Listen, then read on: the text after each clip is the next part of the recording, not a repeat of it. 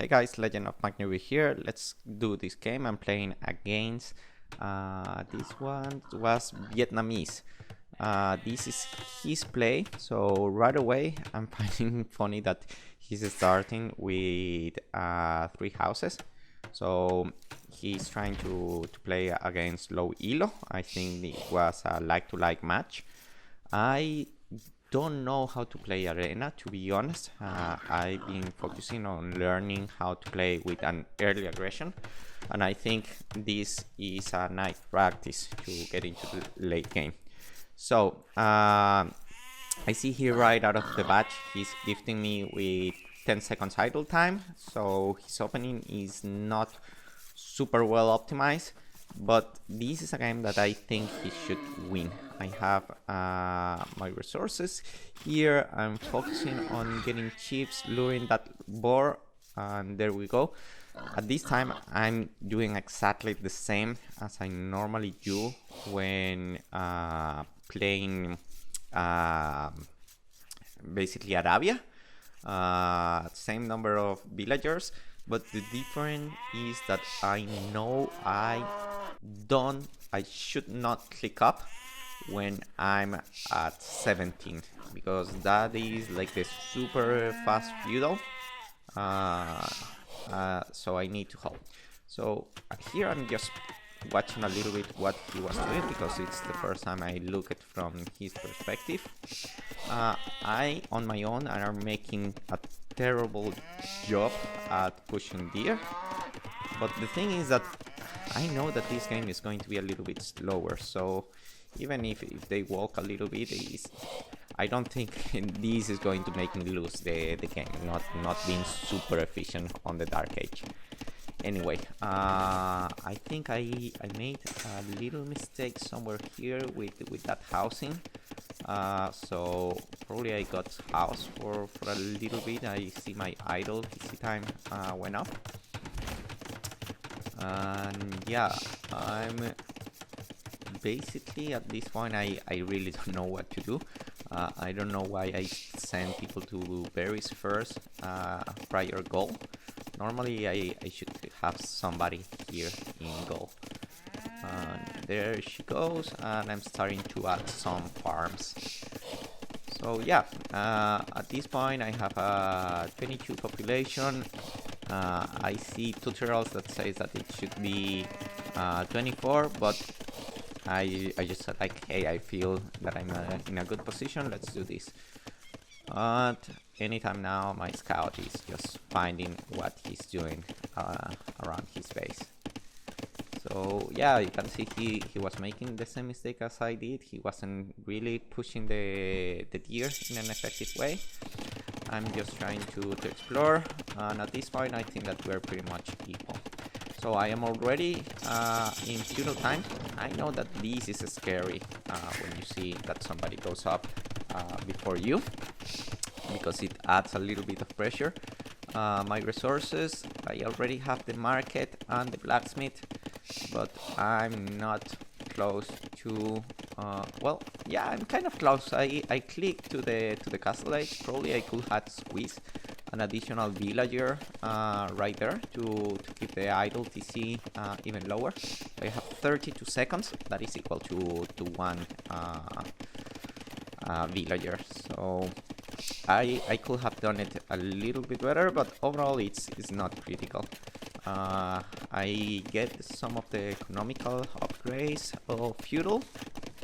I queue a villager just to avoid getting my idle. See, I queue a bunch of villagers, and what I see is that in resources I have enough wood to make my TCs. So I set myself like, hey, let's try to work this out as a slow game. So TC number 2 is going between the stun and the goal. I think this was a fairly decent position to save me the 2 mining camps, and I know that this could be a good place for my first castle when I get it. So what I don't see is that he is already making army. I harassed his scout a little bit before, and I'm not paying attention to this, and this was something painful for me because boom, not paying attention, and just like that my scout is down, and now I'm blind. So without any intel on what he's doing, my assumption is, okay, I need to get my economy rolling. I don't have enough farms to support 3 TCs, and I don't have bank food either. So here my idle TCs are going to be going up quite fast. What I try to do is, well, here you have, I have over 60 in wood, but eventually I'm trying to control and not get an overflow on wood. I know that I need to be moving people to farm.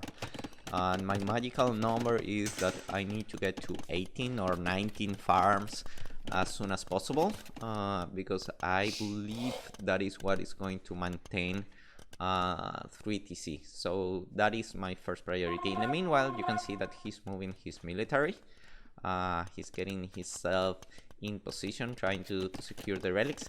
And I think at this point I'm in a really rough spot. I mean, I'm below in score. I have 3 TCs, but I don't have the food economy to maintain them. I'm going idle. He has map control. He's trying to secure the relics. This is a tough game for myself. If he, instead of securing the relics, were basically housing my gates, oof, that will be a difficult position for me, because I'm done for. I cannot get out of my base. But instead, he was quite passive with his military, and I think that is what is giving me the upper hand here. Especially because I have 3 TCs, he only has 1. Yes, he's having the lead, but if he doesn't make damage or put a hold on me, he's going to have a really difficult time catching up later on. So let's see. Again, he is getting he's playing to get the relics, and I think that is a good plan. I was first to Castle Age, but look how long it took me to build that first monastery. And the reason why it took me so long is because my mindset was, hey, I need to get farms first. So those 22 farms, now I'm in a good spot, and I'm thinking like, hey, now I can get my economy rolling. I have 6 minutes of idle TC. So I don't know if it was the right idea to get 3 TCs. Maybe I could have done 2, get the farms, and later build the third one. So at this point, my monk was going to get the relic that was nearby me. And it was like, nope, the relic disappeared and his army was there. And here is his key mistake. And again, he has map control, he has all these units, and he is sending them back home. And the mistake that I see is that he took his second TC quite late. He's making a defensive castle, and he started playing so aggressively. Had he made his castle here, denying my goal, this game is over. Well, maybe it's not over, but he will put me so much in a difficult position. But now, instead, he's making his castle all the way over there, securing his goal. Which I think that was a key mistake. He already had enough control. So at this point I didn't know this, but I almost doubled his village count. My economy is going to get so much strong, and the thing is that he didn't stop me when he had his window. Now I'm booming, and I feel that there is no way for him to catch up. This is a mistake on my end. I built 3 archery ranges, and in reality I don't need that. I only needed 1 for the upgrades, because I know the composition I'm going for is Mangudai and scouts. And yeah, I'm wasting wood. Instead of building the additional 2 archery rangers, I should be building extra cavalry. Here I'm building another castle, and the rationale for me was like, okay, he has all the relics. I need to start securing the gold and map control, because if this game goes long, he's going to have all the gold and I'm not going to have any. So yeah, here again, 3 archery rangers that I never use. This was a really good idea, a siege workshop. I didn't know this at the time being, but now I know that Vietnamese are really good with halberdiers and also with the schemes. So both of them are slow units, I consider. He's not going to have the mobility. The schemes are really good at countering Mangudai. So getting that siege workshop is going to allow to have a nice counter, while at the same time the pointy guys are not so much of a risk, because I can kill them quite fast with my unit, with the Mangudai. So here I'm doing a little bit of exploring, and I think like, hey, he has all the relics, I need to apply the early pressure. I see his army and I'm like, no, this is not a fight I can easily win. Let's try to take it under my castle. But he didn't took the bait, and he's staying there. In the meanwhile, I keep moving forward, winning resources with castle and protecting them. The scout fails, so I say, hey, Mangudai, but no, I see the schemes, and it's once again like, no, this is not the right unit either. And let my monk to heal, and probably at that point or soon is that I will say, hey, I need to get that siege workshop going. So yeah, he still has a lot of military superiority over me. We are talking 39 versus 15 units. Here I have my... It's not Onager, it's the Mangonel. Yeah. Here I have my Mangonel, and thinking now I'm going to be able to counter his stuff. At the same time, I feel my economy is strong. I'm overflowing with gold. So I'm in a good position to keep pushing with all the castles. I already have 3 castles, and I'm going to be able to pick up Mangudai. The only thing is I'm still in castle, and he's in Imperial, so he has the upper hand here. And finally, he's going aggressive against me. He's starting the push with the trebuchet, and here is like, okay, I need to put a halt on that. I didn't select properly my units, but now I do. Right side is that prep is going to go down quite fast. The Mangudais are really good against siege, and Onager here, boom, it's making some effective shots. The second Onager on Mangonel I didn't properly utilize. I'm sitting under my castle this time, so his pointy guys were down super fast, and I didn't have any scouts. Here his army are a good counter against my unit, but he rather go back and get some further upgrades. I think that this may have been another mistake. Probably he could have keep pushing at this point.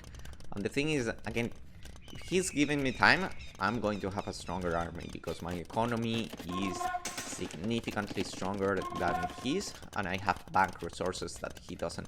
At this point, I could have be building another castle, and in no time probably I'm going to get another one.